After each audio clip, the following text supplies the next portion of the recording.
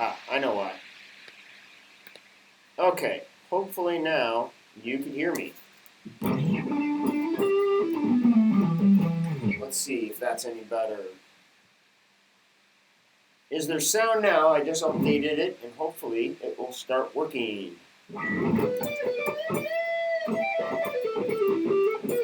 Sweet. Alright, so I think we finally got this.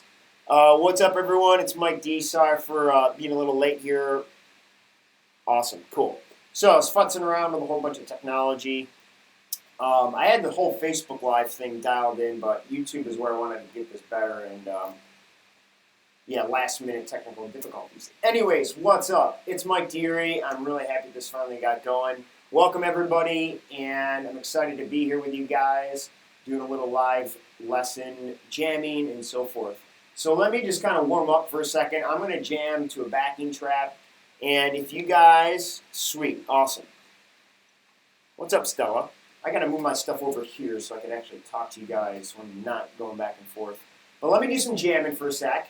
Write some comments, write some questions, and I'm just going to jam for a few minutes and warm up, and then we'll get into covering some topics that I put together for you guys. So what I'm going to jam to is actually one of the backing tracks on Rock Guitar Power. So for those of you joining, whether from Rock Guitar Power or Super Guitar Licks, if you're on Rock Guitar Power, there's the backing tracks, and one of them is called, hang on, let me find it here.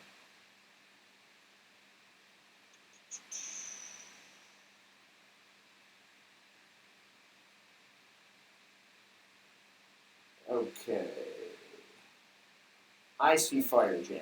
Okay, so here we go. This is a jam in E minor. And here we go. You guys should be able to hear this once I get this dialed in.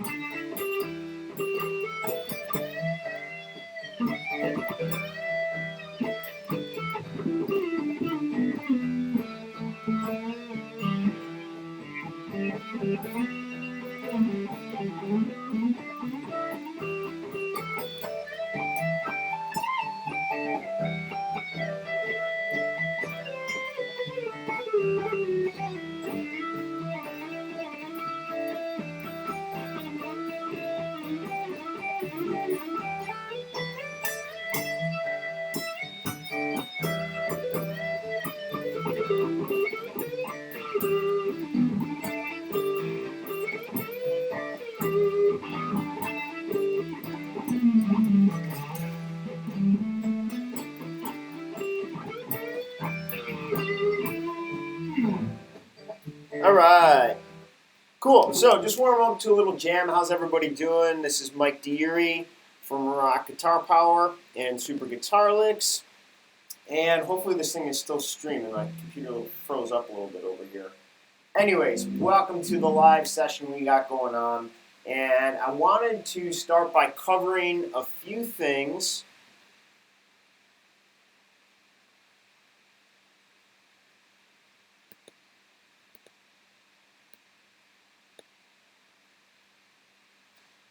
Hello, check 1, 2.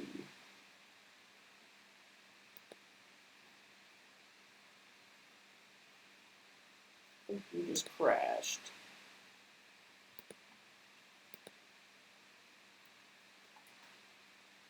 God, yeah. Hang on. Let's take a look.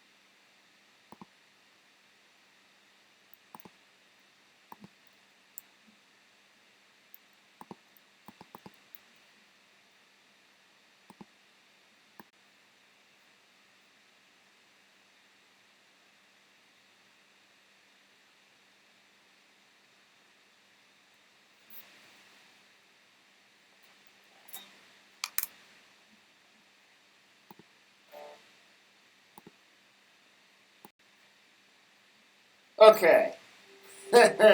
Welcome back. Sorry, guys. Definitely some technical difficulties. We'll have to sort these out the next time we do this. Okay, Pete, let me know if you can hear me or if anybody's still here. Let me know if you guys can hear this and see me. And we'll see if we can pick back up here.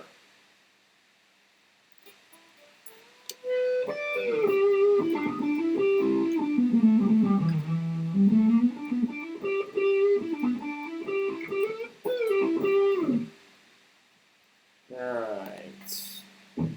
Yes, perfect. Okay, cool. Sorry about that. Hopefully this stays and lasts and we can get through this a little bit. So anyways, let's dive into talking about some of the things that I was going to do and plan for today's lesson. So if you guys have any questions, hello again, Larry. Thank you. Good to see you. I'm back. And then you're here. Okay, cool. Awesome. So technology, we're getting there. Anyways, so one of the things that I wanted to cover today was talking about how to help making learning songs easier and faster. This is something that I got a lot from my students. Of course, when you're learning guitar, the first thing that you usually want to do is learn the songs that you grew up with, learn the songs that you like and listen to all the time, learn the songs from the bands that you love, and so forth. And I get from a lot of people that what happens a lot is they'll either jump to learning their favorite part of the song, or they never get through learning the whole song. They'll kind of get some parts down, and they don't finish it all. A lot of it has to do with the mental side of how you approach learning the song. And people get a little frustrated because they can never, it's hard for them to finish a song from beginning to end, so they can play the whole thing.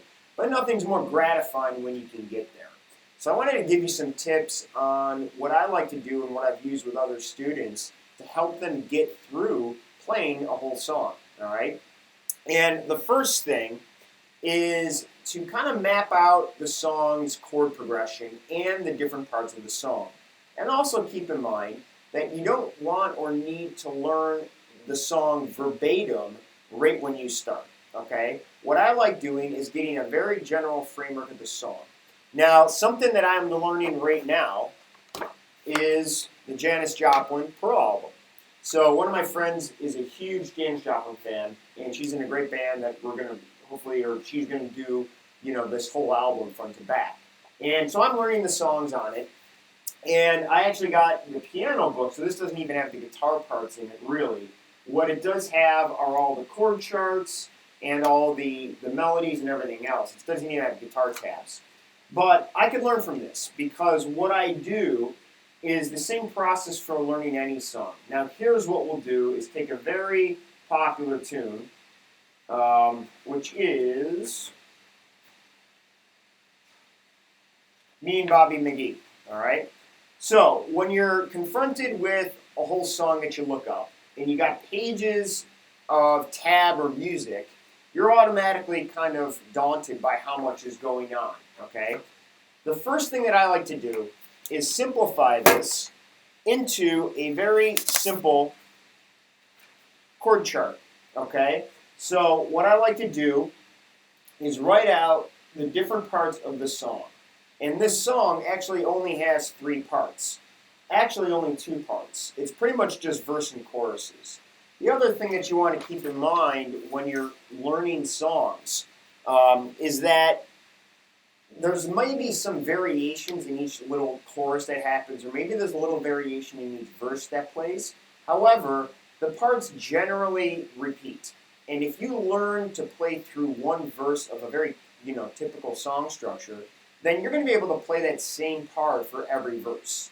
So what I like to do here is just write out the chord progression for the verse. I'm not worried about the guitar licks. I'm not worried about any solos. I'm just looking to see what am I needing to play for this song to get through the chords. So in other words, you got G,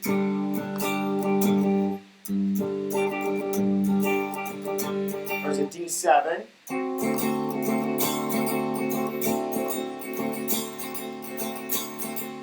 goes G, C, G7, D7. So basically, there's only 3 chords I need to learn, all right, in the verse. Now, obviously, there's a lot more bars that go on, but I've already made learning this song a lot easier mentally because I can tell that, all right, there's only a verse and a chorus in this song, and they go back and forth.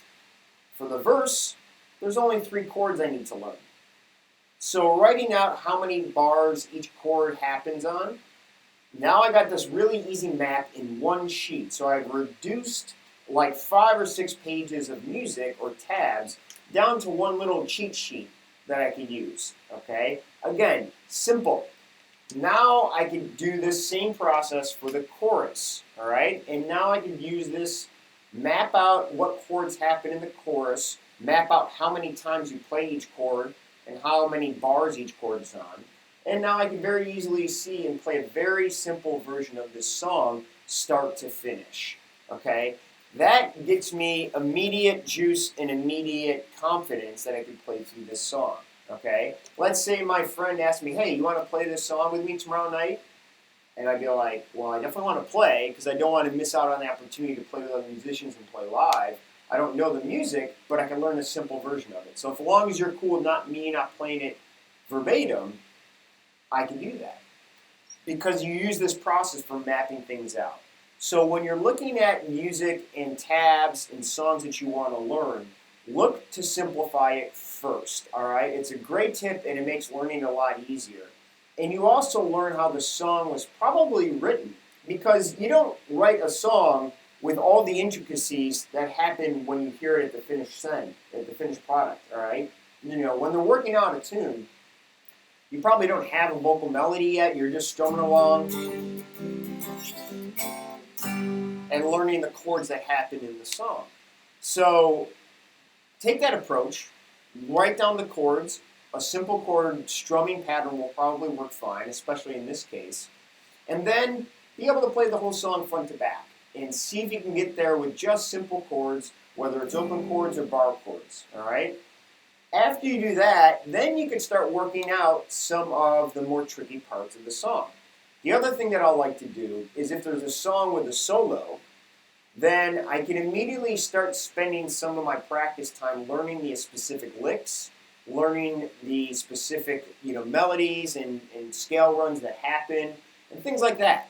That's something that I always like to do so that as I'm working on the easy stuff, I can little by little pick away at the harder stuff that I know is going to be there for a song, okay? Whether that's the guitar solo, whether it's, a real melodic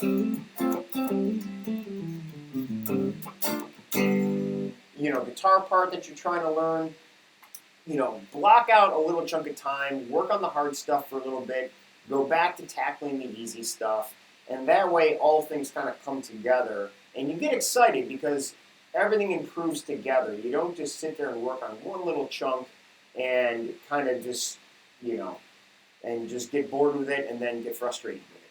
Let me know if that helps. Let me know if you guys have any questions on that. The other thing I was going to do now too is just show you an example of if I'm working on a song, let's say a solo, okay? The other thing is I do like learning songs and covering the solos verbatim as much as possible. But before I try to tackle exactly what they do, I like to just jam and try to do my own soloing on it. Because that helps you, number one, just have fun. And number two, it helps you gain confidence so that if you're playing with somebody and you forget the actual real parts, you have some licks that you can kind of throw down for it. So let me give you an example. I'm going to give you a little groove that I like jamming on. And I'm just going to show you what I do. I have my pedal set up for a loop. So I'm going to play a little groove here, and I'm just going to loop it.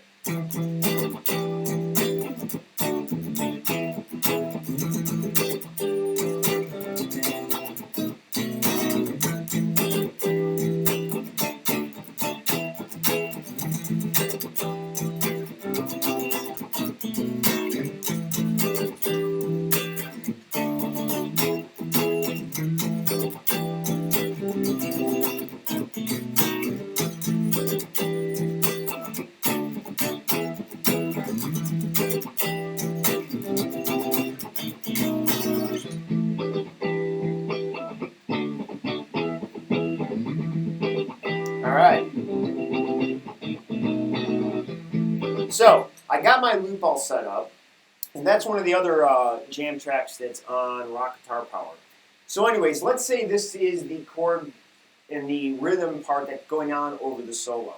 So now that I have a loop set up, let's say this is a real popular song or a famous song that you're trying to learn, or your favorite song, and you want to learn the solo. So what I just did is what you want to learn how to do. Learn the chords that happen underneath the solo. Okay, there's always a chord progression that's going on if there's a soloing section.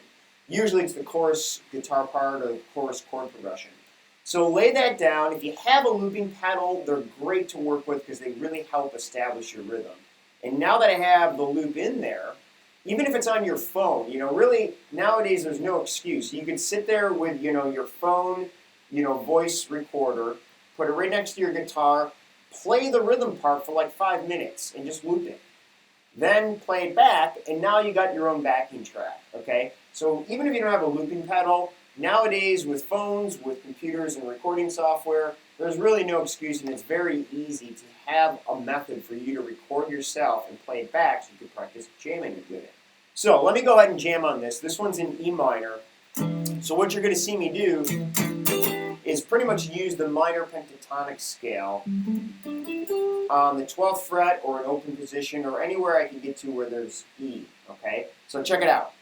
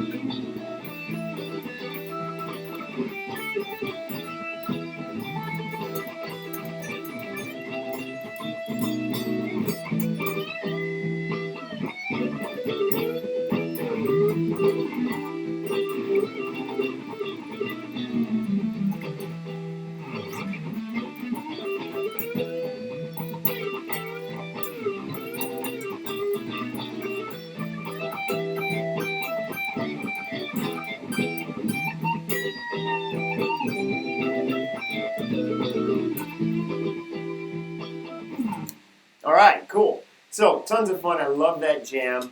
But again, what we're doing is kind of looking at laying down a chord progression that you're working on a song, whether it's your favorite song, whether it's your own song, and just having fun warming up to it, okay?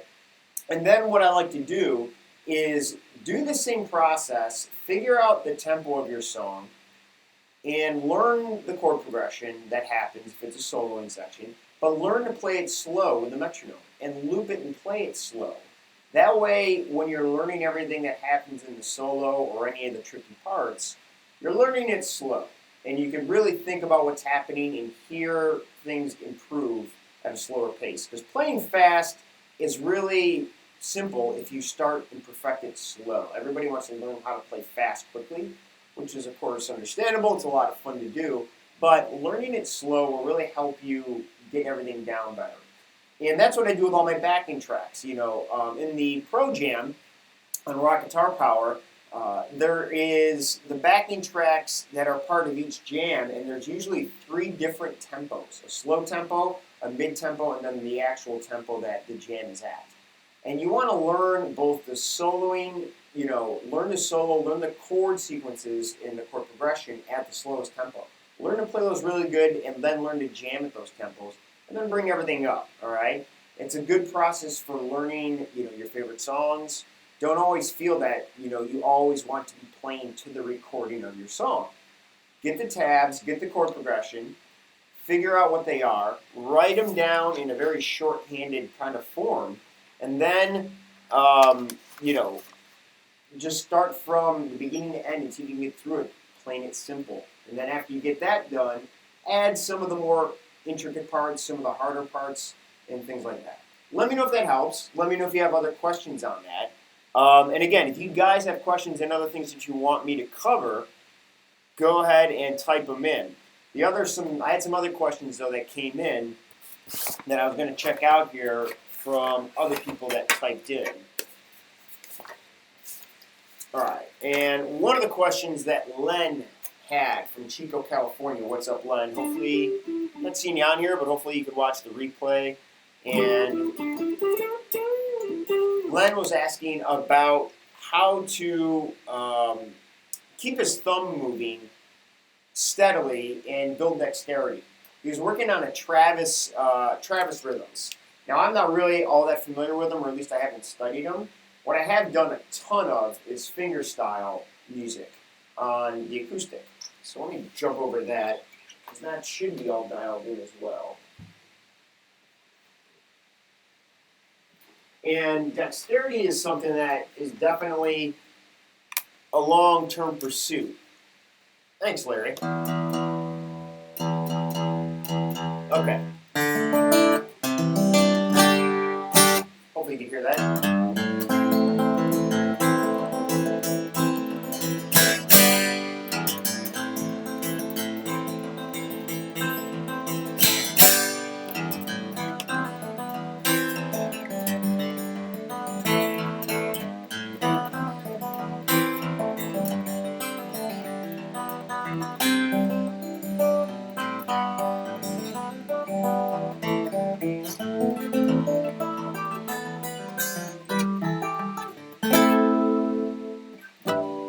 Alright, cool. There's a little jam from Tommy Emmanuel called Countrywide. Anyways, if we're talking about dexterity, talking about Travis rhythms, this is kind of back to some country-ish surf style kind of tones and rhythm playing, where your thumb is doing one thing very steadily while your fingers do something else. So another example of this.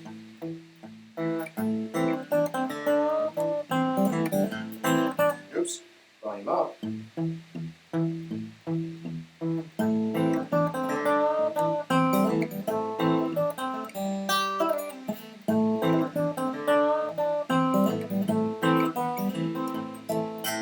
So this is a tune by Doc Watson called Windy and Warm. And if you notice, my thumb is just going back and forth like this. It's hitting the A string and then the D string. I got an A minor chord down. And then I'm just playing A.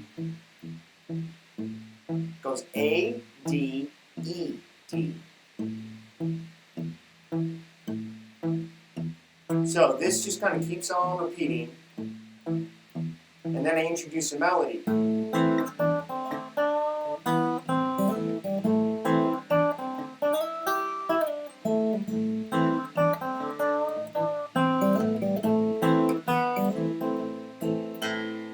Now, there's already a lot of things going on there, but the idea is when you're trying to build dexterity, and also usually, things that are a little bit trickier are going to involve multiple things happening. I got my thumb doing one thing, and I got my fingers playing something else. Whether you're doing this with a pick, with, if I hold down just like I would a pick with my thumb and index finger, and play like this, I still have these 2 or 3 other fingers that can do things.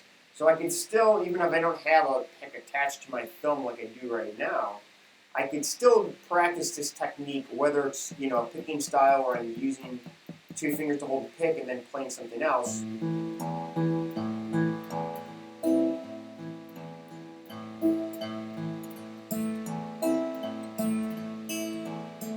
So now what I'm doing is alternating, right? Even if it's not melodic, don't worry about it being, an actual song.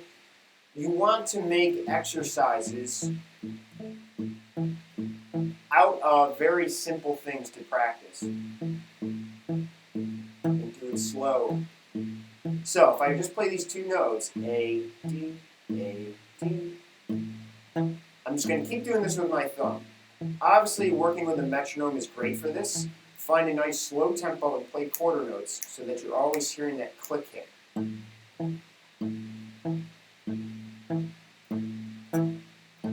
Right? When you feel confident enough, and you got a groove going, introduce 1 extra note.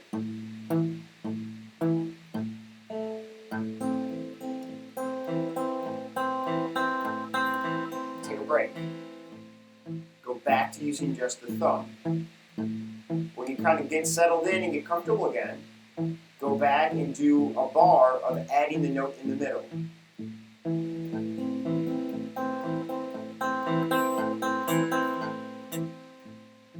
Alright? I can jam like this all day long. It's super fun.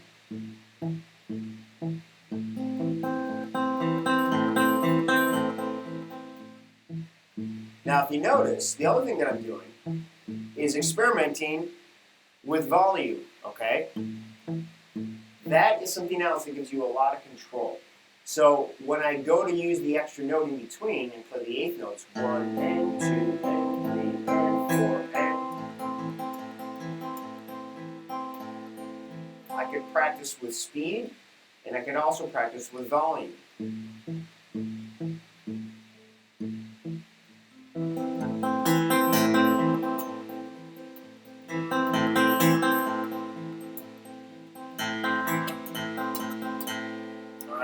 Volume is something that, while staying consistent with your tempo and speed, is another one of those things that really builds a ton of confidence and gives you a lot of facilities to play more advanced stuff. But the thing to worry about or try to improve your dexterity on is always keeping track of how long you do something and at what tempo, all right? Now, the similar practices that I do to achieve new levels of speed, whether it's a jam, whether it's a solo line, or just a song I'm working on, apply similar to just dexterity for playing something for a long time, okay? Now, if I'm doing something for speed, a lot of it is saying, all right, let's try starting at quarter notes at 80, okay? Maybe I get up to playing quarter notes at 120. Then I get up to 8th notes, and then I get up to 16th notes. If I play 16th notes at 120 beats per minute, it's pretty quick. And maybe I start to struggle. What I'll do is go up to 125, and then try to play one clean run of it. I don't expect to keep doing it and have it sound clean. But if I can hear it play clean once, that's a big bonus, and that's a big kind of goal achieved. Then I bring it right back down to like maybe 100, okay? Then, once I get my bearings again, I'll go back up and maybe try 130. And I'm just trying to achieve one little bar and hear myself connect with the notes and play it really good for one time through. The rest might go to slop and go to crap afterwards, But if I get one good bar of that, it's a really good indication that I'm making progress. And what you'll find is if you keep doing that, so here's our previous kind of level that we could do. Maybe now I'm able to play up a little higher. I can't play here for that long, but I can hear myself playing it clean for a little while. So then I go back down, play back at a comfortable tempo, and then go back and push it again, okay? And what I'm doing is slowly getting higher and higher and more confident. As I do that, I'm able to play longer the same things that I was struggling with before, okay? Hopefully that makes sense. Now that's a great technique to use to build runs for speed and build, be able to play speed and play faster. It's very similar though to what you do with dexterity. If you could only do this for a minute and then your thumb is just getting really sore, try to push through to a minute and 10 seconds, minute 30 seconds. You got to push yourself a little bit more and then rest and relax. Always remember that if you feel sharp pains when you're playing, that's normal.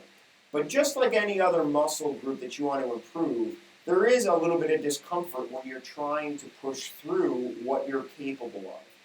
So even though it's just our fingers and it doesn't feel like we're sitting there lifting big weights, it's a similar idea, and the similar thing's going to happen. Your muscles will get sore, and it's going to be a little painful or just sore. If sharp pain happens, by all means stop and relax. That's not good. But make sure you warm up too, all right? I always do finger warm-ups to loosen up my fingers before I play, and I also play some really light soloing and chords and melodies because it's a good way to get my fingers moving a little bit, all right? Those things will help make sure your fingers are going to stay safe when you're really trying to push it. But don't be afraid of a little discomfort, all right? Because what you'll find is if you keep pushing yourself, you come back to it the next day and the next day, you're able to play just a little bit longer each time without losing the ability to keep playing. Let me know if that makes sense, and hopefully that helps. Do you have to have a thumb pick? Larry, great question. Cool, awesome. Hey, Len, what's up, buddy? I'm glad you made it. So yeah, this is all for you. So, and for everybody else. No, Larry, you do not have to use a thumb pick. It's a great question. So if I go back to using a regular pick, all right? So if we do a similar idea, let's say I take that same exact rhythm.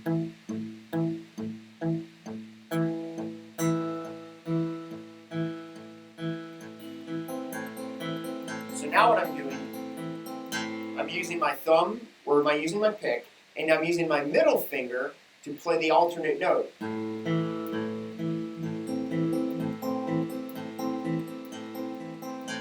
See what I mean? The other thing that if you notice, for this technique, I'm also keeping my pinky down on the guitar, okay? This is a very good technique that as long as you're not playing open chords and strumming, you'll probably notice that just about any guitar player that's proficient is keeping their pinky on the guitar. It's resting your hand and it's keeping your hand stable, all right? This is something that's going to allow for more accuracy and it's going to prevent the rest of your arm from getting tired. If I hold my hand up in midair like this, okay, without it being stable, I need to use a lot of muscles up in this area to keep my hand steady. Those muscles fatigue, okay, and that will cause fatigue all over your whole hand. So you've got to keep in mind that it's not just about your fingers, it's about what you're doing with the rest of your body that's going to really help prevent you from getting sore. It might sound weird, but everything affects everything, so your posture, how you're sitting, and especially what you do with the rest of your hand. So when I go back to this exercise, my pinky's keeping my hand down. That way there's really nothing going on up here. It's really relaxed, and I'm just using a little bit of wrist motion and my fingers here to keep things moving. So again, I settle into a nice tempo, and when I'm ready, I'll add the middle finger on the open B string. Actually, the B string's got the first finger down. I'm just doing an A minor chord.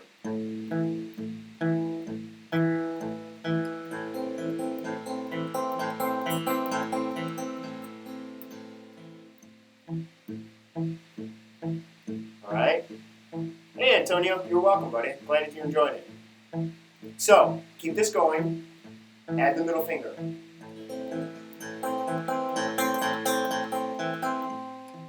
Okay, now, to make this more interesting, with my pick, I'm going to go down to the E string and alternate between the A string and the E string. So, we're always going back to the D string in the middle. Right? Now we go A, D, E, D.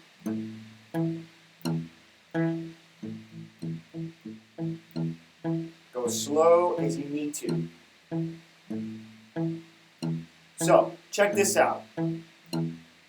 What I'm going to do is use my looping pedal to loop this sequence. Oops, actually, let me go back to my electric guitar, just because this is going to be easier to do, since that's already hooked up to the looping pedal. So, what I can do is make a loop of just what my bass is going to do. Okay? So, let's check this out.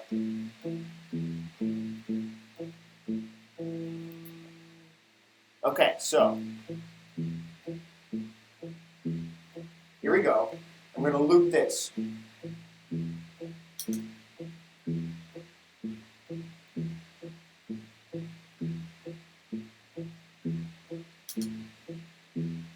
So, we have our loop going here. Now what I can do, if trying to integrate your middle finger and your picking hand is too much, let's get rid of the idea of needing to play the picking hand. I have a loop going, so now I can practice trying to play my middle finger in between. 1 and 2 and 3 and 4. Let's add the chord so it's the right note. Take a break. 2, 1.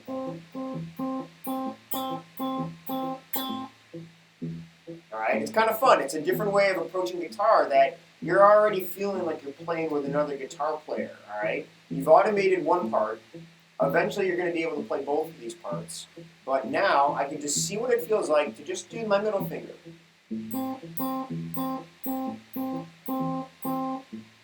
Go back to playing along with the loop.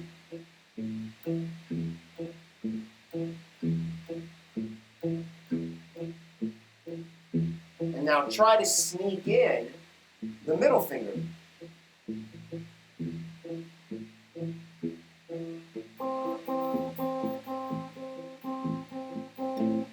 See what I mean? So it's a really cool way to ease in. You learn everything bit by bit. And then you just try to, again, the goal here, don't think that you're going to try to just play both of these parts together right from the get-go and it's going to come out awesome. It's going to suck. And be okay with that. Everything sounds like crap when we first learn how to play it, all right? So if I start off, and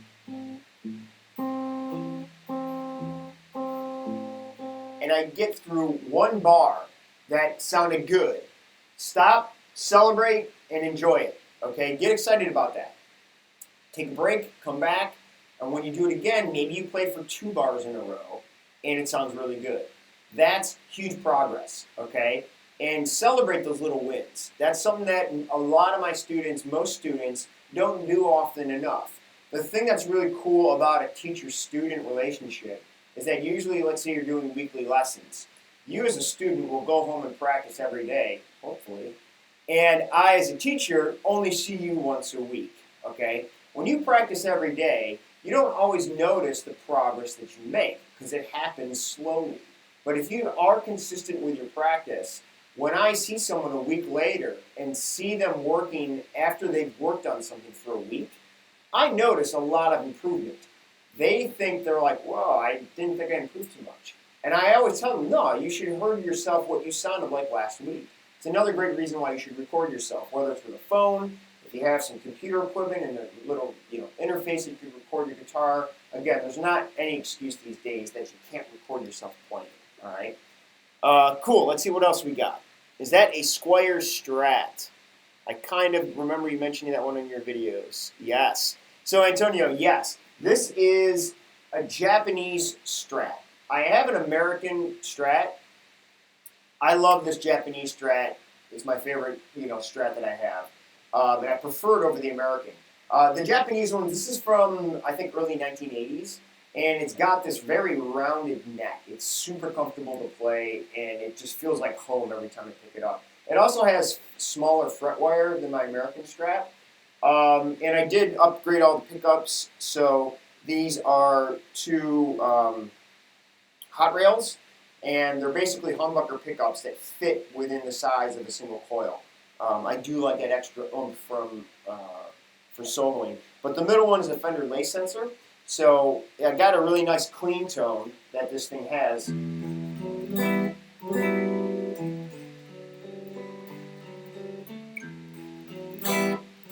Right? But if I need to solo, because it's got the humbuckers, you can really get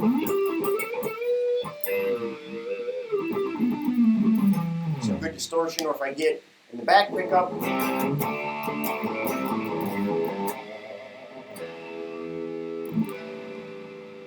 can do some really cool stuff. So I really do love this guitar.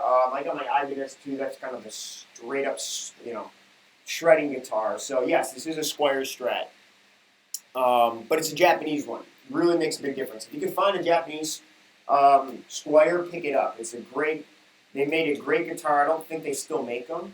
So it's a cool thing to kind of find and pick up. So cool. I'm going to hang out for a few more, about 10 more minutes. Do you guys, let me know if you have any other questions or things that you want me to cover.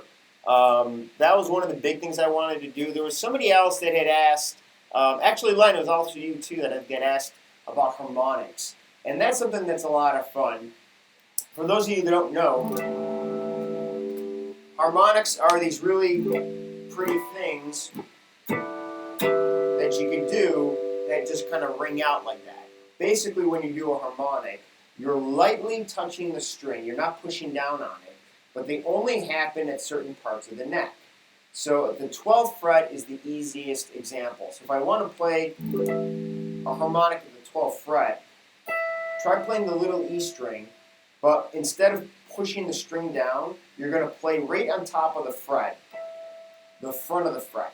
So if I want to do a harmonic on the 12th fret, if you play the 12th fret, this is the front, up higher towards the body of the guitar, towards your pickups, that's going to be going to the front of the fret. So I put my finger directly on top of the fret itself, but don't push down, just touch it. And after you play the note, you take your finger off. That's what a harmonic is. The most pronounced ones happen at the 7th fret, the 7th fret, and then the 5th fret.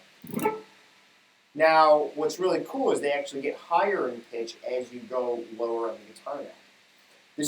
One of the secrets to making these sound good is actually distortion. Now, right now I'm on a clean tone, which you can hear them just fine. But if we add some distortion to the mix here, you can hear how much they ring out even more.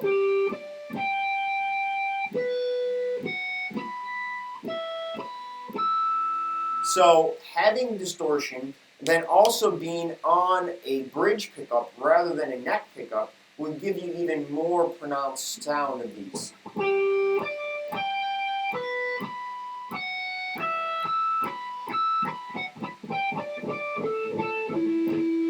So they're really cool to experiment with.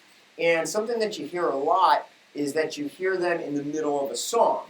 And one of the questions and things that Len was talking about, that he wrote in about, was that it's hard to believe, and sometimes people play them so fast in the middle of a song.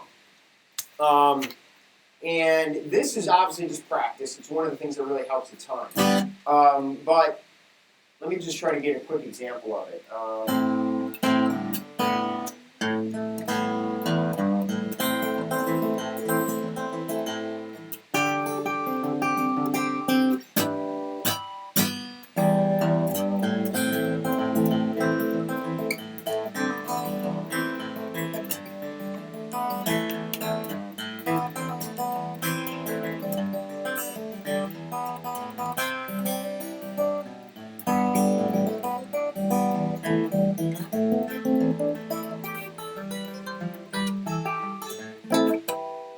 If I just like that right there, where I ended with that harmonic, It's just practice to be able to look at where you want to do that harmonic and just get to it quick and kind of just throw it down. The other thing that helps a lot is learning to control the strings so that I can be more aggressive with it. Now, this is just one of those things that takes a lot of time and practice, and it's one of those things that if you see someone perform live that does it well, the reason they make it look so easy is because of the time they put into practicing it and getting it down really good, all right? And the other thing, though, in a live setting, for example, if I want to be able to play a quick harmonic here at the 12th fret, all right? Let's try to do just something open here. E scale. Sure, Stella, give me a minute and I'll get right to that. Can you show me the chords you played in the E scale?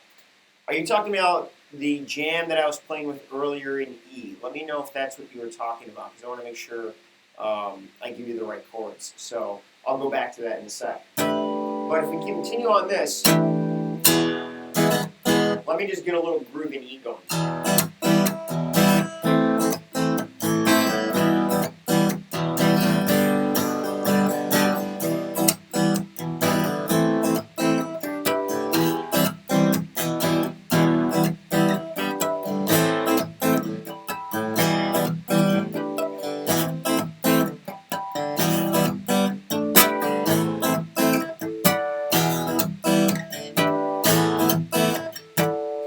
Notice what I'm quickly doing is kind of playing harmonics at the 12th fret or the 7th fret.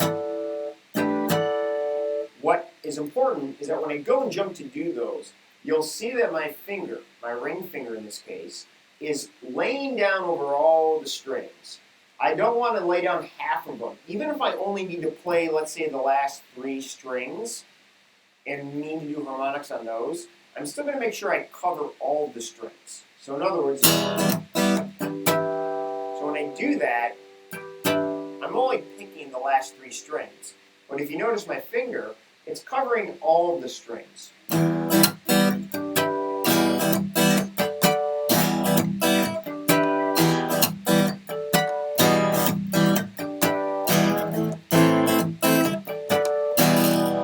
by doing that, I could prevent extra sound from coming out, and I could also prevent, if I accidentally hit the bigger strings, it's going to make it sound tighter. Because if I had that string open, even if I don't mean to hit it, sometimes I might actually hit it. And if I do that, it's totally going to overpower the other harmonics. And that's one of the other secrets about harmonics, is that, you're usually just hitting on that beat, you're not hitting any other notes. It's just the harmonic. Because if you play anything else, it usually overpowers it, okay? So just a couple tips there. If there's some other examples that you guys find in a song where they play harmonics, let me know and I can kind of study what they're doing in the song and help you give you more tips on it. So, okay, yeah, Stella. So this is, let me look this up, because this is actually that chord progression I was playing is again in Rock Guitar Power in the Pro Jam. So, for those of you who don't know, the Guitar Pro Jam is the part of Rock Guitar Power that's the monthly, the monthly content that gets added every month are Pro Jams. This is one of my favorite courses that I developed, and the whole idea of the Pro Jam is to teach people how to get better at jamming and improvising in a group and with other people. There actually was and is something that I do in my town. I live in Rochester, New York. Every Thursday, and this back in the day, this was on a different day at a different venue, but the idea of a Pro Jam was musicians would just go to a place where they'd have a whole setup. They'd have a drum kit, a bass amp, a guitar amp, a keyboard amp. You would sign up and say what instrument you play, and then whoever is kind of, emceeing the event will look at the list and say, all right, Mike, you're on guitar, Joe, you're on bass, Amy, you're on piano, whatever. And literally, you get on stage with people you've never played before, and no one knows what you're about to play. It's usually the guitar player or the keyboard player that says, we're going to play a song in the key of E, we're going to do a 12-bar blues. And then I start a rhythm, and then everyone takes turns soloing. It's a blast once you know what you're doing with it. the purpose of the Guitar Pro Jam on Rock Guitar Power is to teach you how to get comfortable doing something like that, okay? So anyways, the jam that I was playing earlier was part of the Pro Jam. Let me just make sure I know which one it is. I think it might be, let me see, it's the Blues Rock Jam. Yes, okay. So there's a jam called the E-Blues Rock Jam. It's later down in the membership. If you've been a member of Rock Guitar Power, it is, let me find out what month that one comes in. It's Pro Jam 14. If you don't have access to it, message me, Mike at Rock Guitar Power, and I'll hook you up with access to it so you can check it all out. And Stella, let me know, email me after, and I'll make sure that you can check this one out. But there's one called the E-Blues Rock Jam, all right? And this jam actually shows you the whole chord progression, the chords, and gives you a lesson and teaches you all of it, all right? It's on my phone, so it's like super small, but it's kind of lame to do that. But anyways, to answer your question, what we have is E minor 7. Let me play it so we can make sure we're on the same page.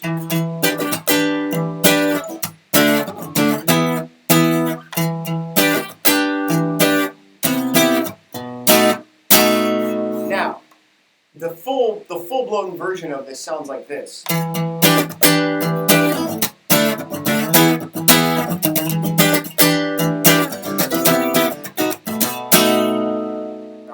Super fun. It's got a lot of energy, and you can just solo all day long on it. Again, we're going to simplify this, all right? So, starting off with an E minor 7, okay? If you don't know your 7th chords, that's something I'm going to be adding a course for in Rock Guitar Power soon. But a 7th chord, a minor 7th chord on the big string, you lay your ring finger down, starting on the D string. It's going to cover all the other notes. I'm going to use my middle finger. It's going to come over top and hit the big string. The A string is muted. Now, if I can get all those high strings, that's what I want. It's definitely something that I kind of get in a pretzel shape and really push down. But E minor 7 is the first chord. And I just got a little rhythm where I bounce back and forth between playing the big string and the other strings.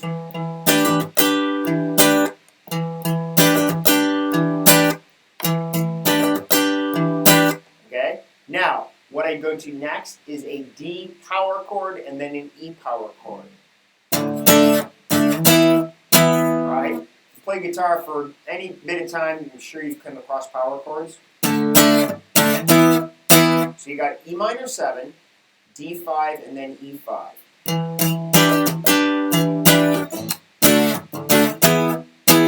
Then I go back to the E minor 7. Now I got a C major 7, and then I go to a B7. Okay? So what I really love about this chord progression is that it makes use of these major and minor 7 chords that have a very jazzy, warm feel. But because of the rhythm, and because of the way it's just got this energy to it, it's totally something that you could rock all day long out to. You could be bluesy over it, you could slow it down and be jazzy. It's just a beautiful, really fun, energetic chord progression.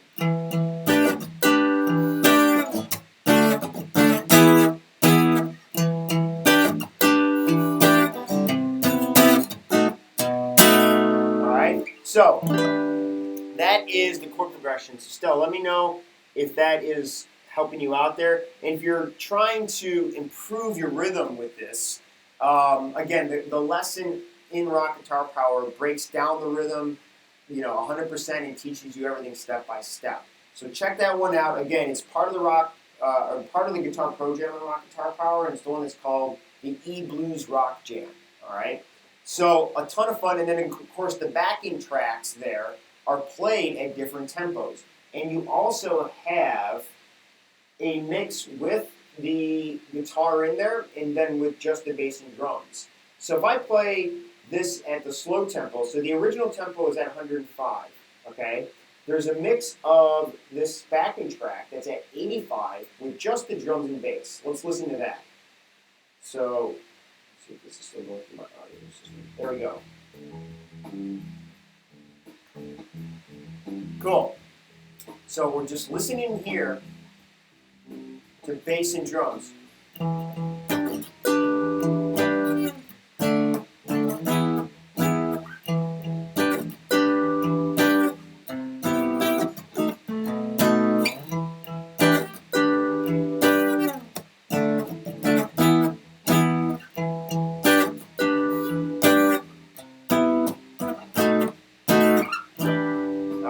Again, nice and relaxed. And now I can practice this with just my bass and drums. So it's really helping me get confidence as a guitar player because the guitar isn't there.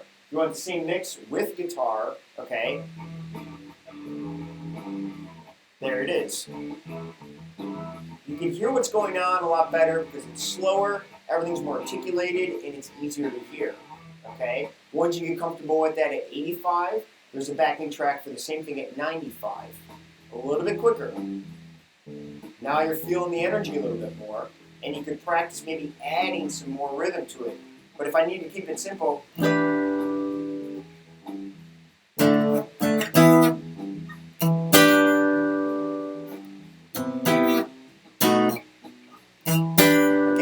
keep things simple when you're first starting to learn it. Now we add some more rhythm.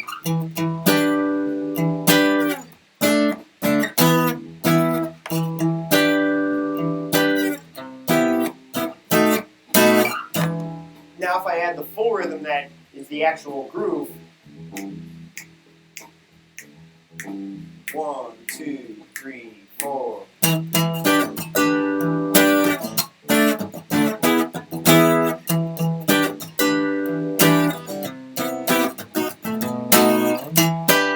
Alright, we can throw on the mix with the actual guitar in it. So we'll pause that one. Here's the mix with the guitar part at 95.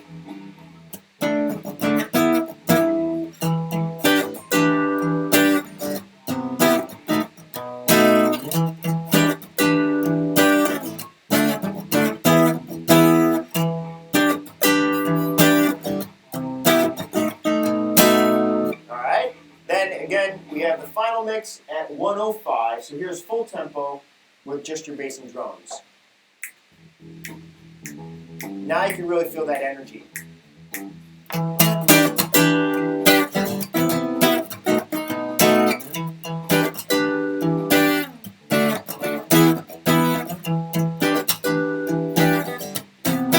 Alright, there you go.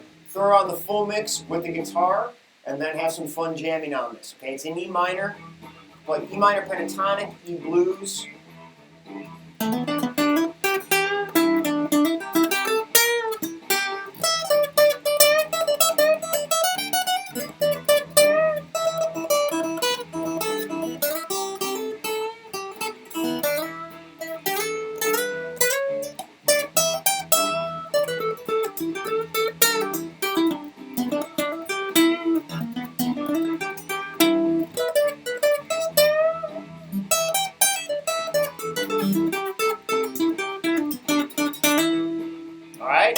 There you go. So, cool. Hopefully that helps. And cool, we're coming up on an hour. So I'm glad we finally got these technical issues worked out. And this was super fun. I'm still dialing in a lot of things here with the live setup, but it's going leap and bounds. And I'm definitely going to be doing these on a much more regular basis. So if you're tuning in now and you're there, stay tuned on the emails, and I'm going to start setting up more of these. Write in questions that you have, because I want to have a lot of content ready to go and have a lot of these lessons pre-planned. But the funnest thing for me to do is for me to interact with you right now like we're doing, because I like answering those questions that you have live, and I can kind of take it anywhere. And I'm also improving a lot of the things that I have set up for the different camera angles. I'll have tabs that I'll be able to throw up on screen and all that other fun stuff. So stay tuned. Keep those questions coming. If you have any questions, reach out to me, Mike at rockguitarpower.com. Also, I have Super Guitar Licks, another site that's solely focused on lead playing, soloing, and so forth. If you haven't checked that site out, go there now. There's free sign up to get a free course, and it's called Essentials. Soloing Essentials was the free course there. Anyways, thank you guys so much for hanging out, and keep in touch with those emails. Send me emails for questions you have, and I look forward to doing another one of these real soon. All right? Take care, guys. Later. Cool, Kevin. Thanks, buddy. All right. And also, I'm going to have the replay of this. So even if you joined late, stay tuned to the email that I'll send out, and I'll be setting up this video lesson on the replay page on Rock Guitar Power. So you can review it there and ask questions on the replay page, which I'll send you a link to. And I'll keep the conversation going. You know, I'm always up for answering questions even after the fact. So if you watch a video of an old lesson I did, reply to the comments on that page or send me an email. And if you have a question about anything I covered, I'll definitely do a follow-up and help you out, even if it's just a quick email to reply or a quick message to reply. But I might even just shoot a quick video to help you out and show you more of how to take care of stuff. All right, guys, thank you so much. And girls, get out there, play your guitars, have some fun, and we'll see you soon. Later. And now we're going to see if I can figure out how to turn this thing off. All right, later.